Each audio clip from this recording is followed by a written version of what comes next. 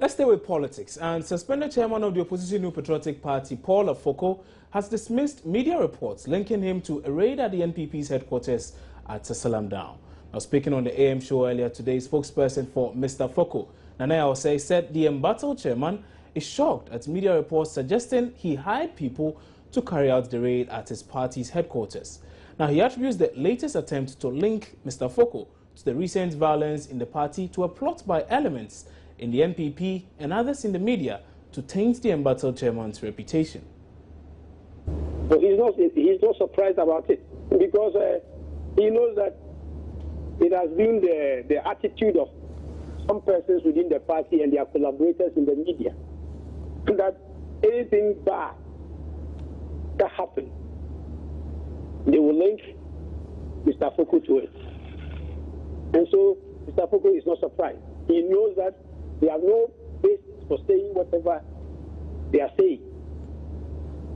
And that is why, if you read the statement yesterday very well, he called on the police to do a thorough investigation into the matter. In fact, to get to the bottom of it. Okay. He didn't say that out of nothing, because he wanted the police, which is a credible institution, to be able to go into the matter for us to take it up from there. This baseless application and all that will not help. In any case, are they also saying that, look, whatever happened at the party headquarters might have been planned to discredit Mr. Afoko, and so if the police have come in, they must still go ahead and link him with whatever happened? Is that what they are trying to tell us?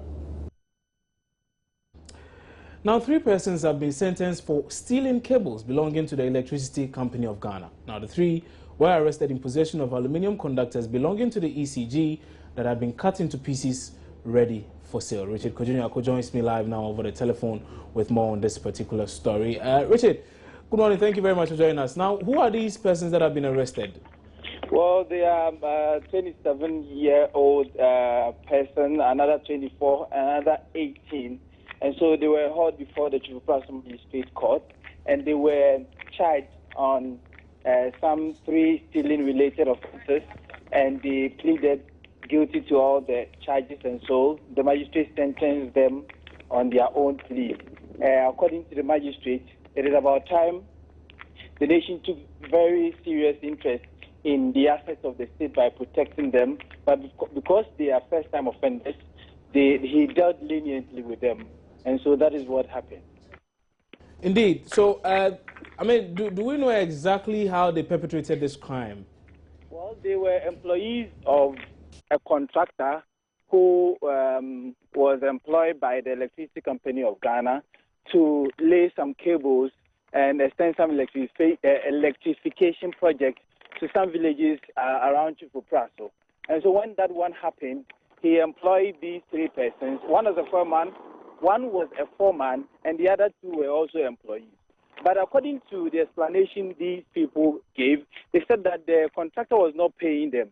And so it became very difficult for them to live. And so they decided to tamper with the materials that they cut some of them into pieces, and they were getting them ready for the market when arrested, and then they were held before court. Sentenced now. Tell us much more about the sentence also. Come again? The sentence, I mean, what they are to serve. Tell us much more about that. Well, each one was expected to serve 6 months each, but on each charge they were sentenced 6 months, 6 months, 6 months. But the sentence was going to run concurrently because they were first-time offenders. But the youngest of them, the 18-year-old man, was going in for 5 months, and it was also 5 months, 5 months, 5 months. And so it was also going to run concurrently. They are going to do that in hard labor so that it will serve as a deterrent to others who might also be pilfering or tampering with the assets of the Electricity Company of Ghana. After the sentence or the conviction, I spoke with the ECG PRO for the Central Region, and he said that, well, they have been given some prosecutorial powers they have been given the powers to prosecute. And so anyone who is found culpable in some of these things will be hauled before the law court. And they are even appealing to the general public that in case they even see people who are perpetrating all of these crimes, they should alert them, and the ECG has instituted a reward to be given to them.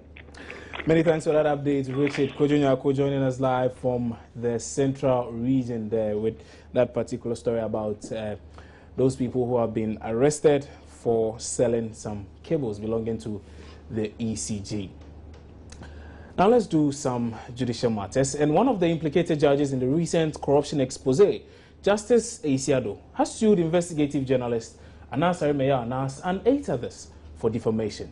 My colleague Martha Kwentilakwa joins me in studio now with more on this particular suit. So, Martha, thank you for joining us first and foremost. Now, what does this suit talk about? Okay, so you mentioned 8. Let me give you the 8. The 8 include the EIB, you know, the Excellence in Broadcasting Network, operators of Star FM, the Media Foundation for West Africa, the Director of Estates and General Services Bureau of the Ministry of Foreign Affairs. You know, they came into it because they managed the AICC, and then there was an embargo, don't show, and then they went ahead. Then the manager of the Accra International Conference Center itself, and then the Global Media Alliance and the Attorney General. So what the suit is saying is that lawyer AC thinks that by allowing them to carry it on, they portrayed him as a corrupt judge, which of course he is contesting he is not. And then he also contends that by the ordinary meaning, the said petition accompanied by the audio-visual recording that he was served with from the AG meant to portray him as corrupt and someone who is a pervert, which of course he is not. So he's contesting issues of his morality, thinking that, okay, if you put it out there, even if I'm cleared later, you can't come and correct the damage you may have done to me. So he's seeking some damages, and they include, one of them, the aggravated damages for the malicious recording and publication or republication and circulation of the audio-visual. And that is why he was stopping the AICC for trying to air it, because in airing it, you are publicating it, and then you are continuing the spread, basically, of the information. Now he wants damages for reckless publication. He wants damages for the republication and circulation. And then he has other reliefs also he's seeking. And one of them is a declaration that the first defendant, which is Anas and his Tiger IPI team, had maliciously pieced together the video to favor them. So what you see there from his perspective is not what actually happened. And you know, you can edit videos to tell a story. So in piecing it together, they have done it in a way that is telling the story from their side and not from what actually happened. So he wants a declaration that the audio-visual recordings and the transcripts thereof were fraudulently and unlawfully obtained by the first defendant, that is Anas. And then he wants a declaration also that the plaintiff never demanded any money, that is Justice Eisiado. He never demanded any money from the first defendant to influence his decision in any case pending before him.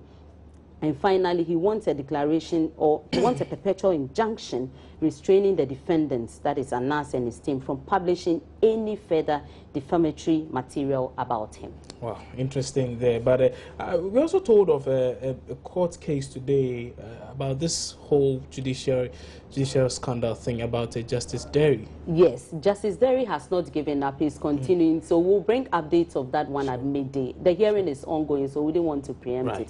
We'll bring updates at midday. Indeed, many thanks for that update. That was my colleague and producer, Martha Kwentilakwa, bringing us all that information as pertains to the Anas expose. And that particular lawsuit against, that defamation lawsuit, I might add, against Anas and 8 others. You're still watching News Desk here on Joy News Multi TV. We're taking a break. We'll be back shortly with some business.